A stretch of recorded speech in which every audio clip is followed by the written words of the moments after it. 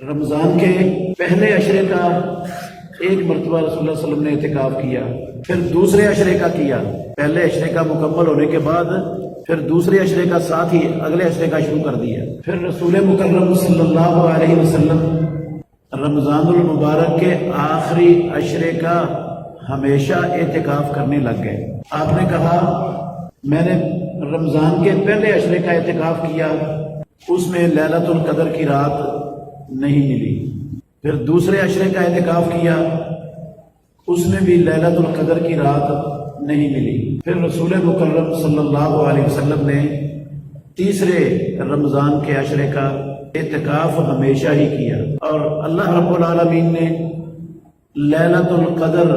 تیسرے عشرے کی کسی رات میں اپنے نبی کو دکھا دی۔ نبی مکرم صلی اللہ علیہ وسلم لیلۃ القدر کے متعلق بتانے کے لیے تشریف لائے۔ رستے میں دو بندے لڑ رہے تھے، جھگڑ رہے تھے، تو ان کے جھگڑے کی اور لڑائی کی نحوست کی وجہ سے اللہ رب العالمین نے یہ علم اٹھا دیا اپنے بندوں سے۔ پھر رسول مکرم صلی اللہ علیہ وسلم نے فرمایا بھئی میں تمہیں لیلۃ القدر کا بتانے آ رہا تھا، فلاں اور فلاں جھگڑ رہے تھے، لڑ رہے تھے،